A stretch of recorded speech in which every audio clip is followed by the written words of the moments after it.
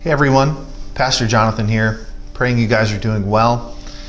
Wanted to touch base today with a few thoughts on this idea of lament and hurt and sadness and how that works in the life of the believer and how we sort of process that. I think it can be a difficult topic because I think in a lot of ways we expect of ourselves that we'll be victorious all the time and feel victorious all the time. And of course we know it doesn't always work that way. So how do we process lament? How do we express it? I think it's one of the reasons I've been so drawn to the Psalms recently is because through their sort of lyric poetry, they do such a good job of expressing hurt and disappointment and sadness.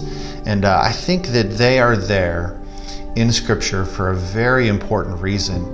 And I think we need to pay close attention to how the psalmist expresses hurt and disappointment. I think there's so much to learn there. And I want to lead by example. And I want to express some of the things that I've been sad over recently. Some of the things that I've been lamenting. I've got 6 things listed here. The first one is just the death and the devastation that's been caused by this disease. I think about folks that are in the hospital, folks that can't see their family right now, their loved ones, right? Because of the restrictions, right? Or maybe you're a family member who has someone in the hospital and you just desperately want to be with them right now and you can't. That is just so heart-wrenching and heartbreaking. So I've been sad about that. I've also experienced some lament and some sadness over what so many folks are experiencing right now in terms of their job loss, just financial insecurity and uncertainty, right? So many folks are experiencing that right now. Another thing that I've been sad over is just the fact that we're not able to be together on Sundays.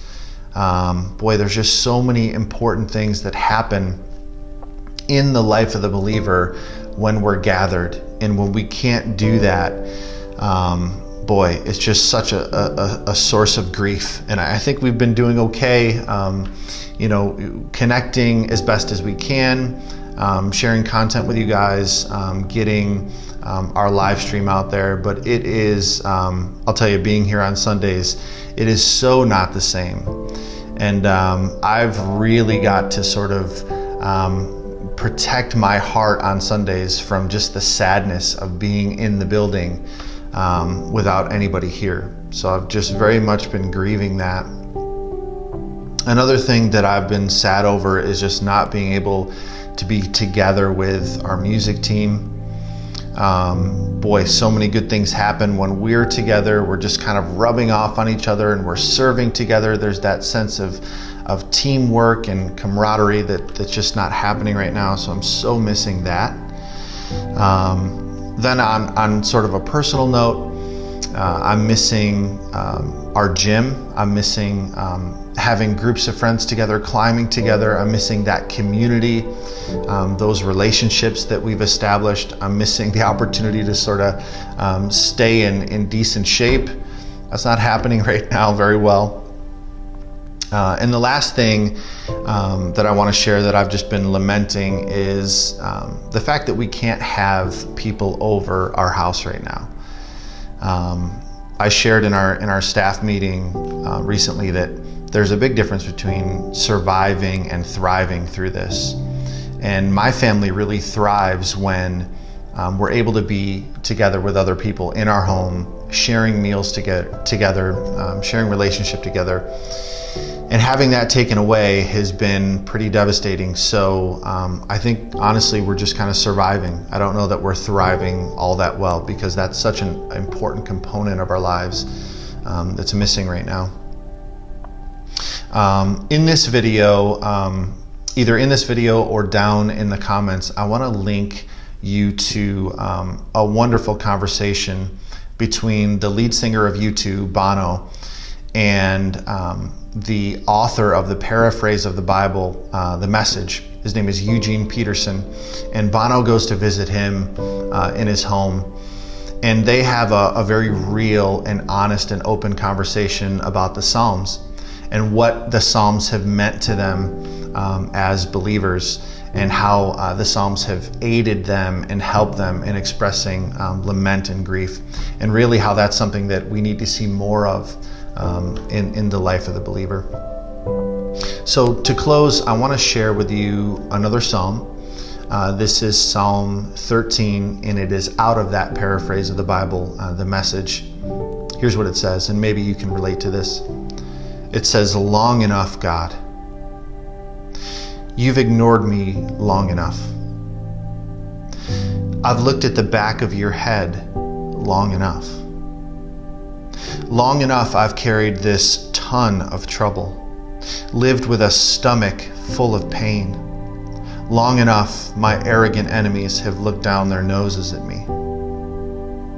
Take a good look at me, God, my God. I want to look life in the eye, so no enemy can get the best of me or laugh when I fall on my face." And then it ends this way, and I love this. "I've thrown myself headlong into your arms. I'm celebrating your rescue."